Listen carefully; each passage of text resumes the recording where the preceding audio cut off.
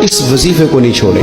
सख्त मुश्किल जब आती थी ना तो सहाबा पढ़ा करते थे हस्बुनल्लाहु व निअमल वकील, निअमल मौला, पढ़िएगा हस्बुनल्लाहु व निअमल मौला व निअमन नसीर। इसका माना बड़ा खूबसूरत है, बिल्कुल सादा सा मुख्तसर सा माना करें ना तो इसका माना ये है मेरे लिए अल्लाह ही काफ़ी है, अल्लाह मेरा मददगार है, अल्लाह बेहतरीन मददगार है, अल्लाह बेहतरीन किफ़ायत करने वाला है। इस वजीफे को नहीं छोड़े और इसके माना समेत इसको याद रखें। आप महसूस करेंगे तबीयत ताकतवर हो गई है, रूह ताकतवर होगी, इसको भूलना नहीं।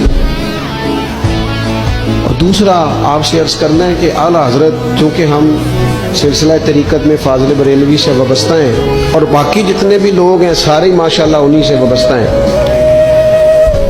आला हजरत ना ला हौला वला कुव्वता इल्ला बिल्लाहिल अलीय्यिल अज़ीम पढ़ने की बड़ी फजीलत बयान करते हैं। ये ऐसा वजीफा है जो सबको आता है ना माशाअल्लाह। नबी पाक अलैहिस्सलाम ने फरमाया ये अल्लाह के अर्श के खजानों में से खजाना है। आला हज़रत फरमाते हैं 99 दफ़ा पढ़ो ला हौला वला कुव्वता इल्ला बिल्लाहिल अलीय्यिल अज़ीम। फरमाया अल्लाह ताला तुम्हें 99 बीमारियों से शिफा देगा और उसमें सबसे छोटी बीमारी टेंशन की बीमारी है, सबसे छोटी बीमारी गम की बीमारी है, छोटी, बाकी बड़ी बड़ी होंगी।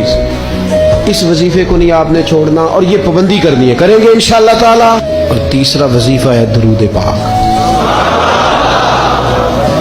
ये बंदा दरूद पाक पढ़ता है तो पता होता क्या है, एक बार पढ़ो तो 10 रहमतें, 2 बार पढ़ो तो, 3 बार पढ़ो तो, 4 दफा पढ़ो तो फिर तो चारों जानब रहमत ही रहमत हो जाती है। दुरूद पाक को कभी ना छोड़ो अपनी जिंदगी में। आज आप अपने आप से अहद करें, कोई रात ऐसी ना गुजरे कि दुरूद पाक पढ़े बगैर हमें नींद आ जाए।